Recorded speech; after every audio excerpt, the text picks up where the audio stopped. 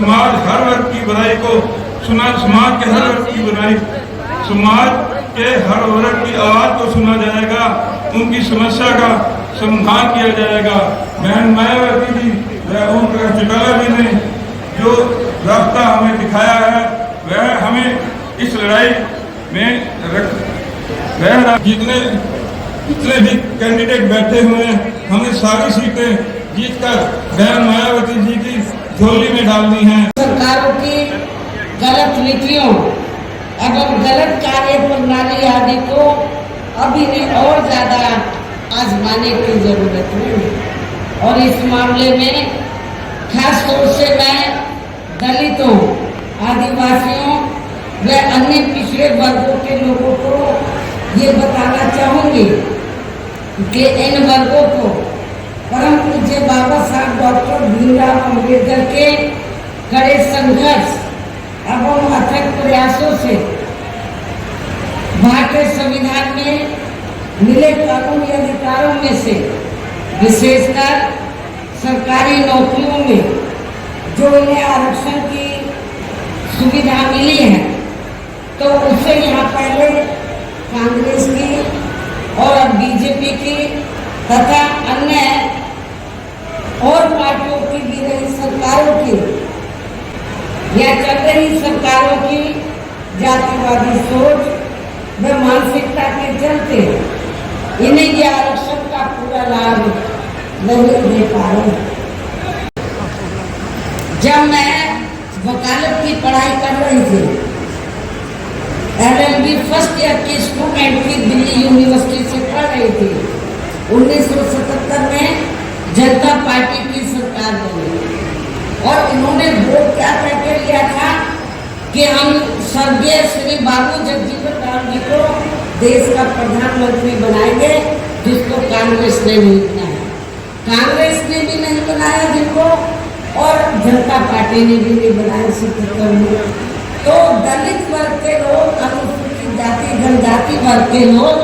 पूरे देश में बहुत नाराज थे, खफा थे। तो उस समय उन्होंने दिल्ली में एक 3 दिन का जाति तोड़ो सम्मेलन रखा और उसमें ऑल इंडिया की तरफ से, तो यूथ की तरफ से, नौजवानों की तरफ से मुझे उन्होंने इनवाइट किया बोलने के लिए। और जब मैं उस सम्मेलन में बोलने के लिए गई तो वहां पर जितने भी जनता पार्टी के नेता थे तो वो बार बार हरिजन हरिजन इस्तेमाल कर रहे थे। तो मैंने उनको कहा कि एक तरफ तो आप जाति तोड़ने की बात कर रहे हैं और दूसरी तरफ आप हरिजन कह रहे हैं। यदि हम इसको पॉजिटिव सेंस में ले तो हम लोग, हरि का मतलब ईश्वर, हम तो ईश्वर की औलाद होगी तो बाकी लोग क्या शैतान की औलाद है? नीति का भरपूर फायदा उठाएंगे, जबकि संविधान के मुताबिक कि जाति को SC व ST की सूची में शामिल करना है या नहीं करना है, तो इसका यह अधिकार अभी तक केवल संसद व माननीय राष्ट्रपति जी को ही दिया हुआ था, जिसे 1 अगस्त 2024 को माननीय सुप्रीम कोर्ट के आए निर्णय के जरिए इसे अब वापस लेकर सीधे ही राज्य सरकारों को दे दिया, जिससे अब इन वर्गों के साथ काफी नाइंसाफी होगी। अर्थात इनका भी आरक्षण ना के बराबर ही रह जाएगा। दलितों का, SC ST का, अनुसूचित जाति व जनजाति का अब ये आरक्षण ना के बराबर ही रह जाएगा। और अब तो कांग्रेस के राहुल गांधी ने भी, कांग्रेस के श्री राहुल गांधी ने भी विदेश में जाकर इनके सभी आरक्षण को आगे वक्त आने पर खत्म करने का भी ऐलान कर दिया। अब इससे साफ जाहिर है कि आपका आरक्षण बहुत खतरे में है। बाबा साहब डॉक्टर अम्बेडकर ने आरक्षण शुल्क कास्ट में जितनी जातियां आती हैं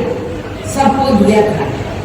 उन्होंने केवल एक जाति को नहीं दिया था, उसमें विभिन्न जातियां हैं, सब कास्टें हैं जो सामाजिक, शैक्षणिक और आर्थिक क्षेत्र में पिछड़ी हुई है। तो शुल्क कास्ट का मतलब क्या है? शेड्यूल बनी हुई, एक सूची बनी, तो उसके आधार पर जातियों को शामिल करके तो जब ये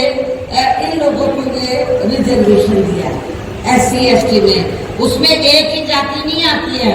उसमें विभिन्न जातियां आती है। तो जिसका नाम क्या दिया बाबा साहब ने, एक सूची बनाई, शेड्यूल कास्ट शेड्यूल ट्राइब्स। इसलिए इन वर्गों के लोगों को बाबा साहब डॉक्टर भीमराव अम्बेडकर द्वारा जो इन्हें इन सभी वर्गों के लोगों को SC/ST में जो विभिन्न जातियां आती हैं, तो इन वर्गों के लोगों को बाबा साहब डॉक्टर भीमराव अम्बेडकर द्वारा जो इन्हें आरक्षण का ये संवैधानिक अधिकार दिया है, तो इसे बचाने के लिए अब यह हरियाणा प्रदेश में हो रहे विधानसभा चुनाव में इन वर्गों को ऐसी सभी आरक्षण विरोधी पार्टियों को अपना कतई भी वोट नहीं देना। ऐसे आरक्षण विरोधी पार्टियों को अपना कतई भी वोट नहीं देना है जो ये पार्टियां माननीय सुप्रीम कोर्ट के आए इस निर्णय को बिल्कुल भी बदलने के लिए तैयार नजर नहीं आती है। अर्थात इस मामले में केवल ये पार्टियां इन वर्गों को गुमराह करने में ही लगी है। ऐसी स्थिति में अब इन वर्गों को यहाँ विधानसभा के हो रहे आम चुनाव में अपने बने इस गठबंधन की ही सरकार बनाकर इसे लागू होने से तब तक लटकाकर व रोककर रखना है जब तक केंद्र व विपक्ष द्वारा इस निर्णय को संवैधानिक संशोधन के जरिए खत्म करके इसे पुरानी स्थिति में बहाल नहीं कर दिया जाता। हमारी पार्टी का ये कहना है कि अपने देश को आजाद हुए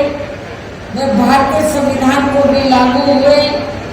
अब वर्षों बीत चुके हैं और इस लंबी अवधि में केंद्र व आपके हरियाणा प्रदेश में भी विभिन्न विरोधी पार्टियों की सरकारें रही, लेकिन दुख की बात यह है कि इस दौरान आपके हरियाणा प्रदेश में भी यहाँ विरोधी पार्टियों की रही सरकारों में सर्व समाज में से खासकर दलितों, आदिवासियों, पिछड़े वर्गों, मुस्लिम व अन्य धार्मिक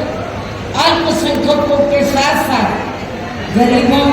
मजदूरों, किसानों, व्यापारियों एवं अन्य मेहनत कश लोगों का भी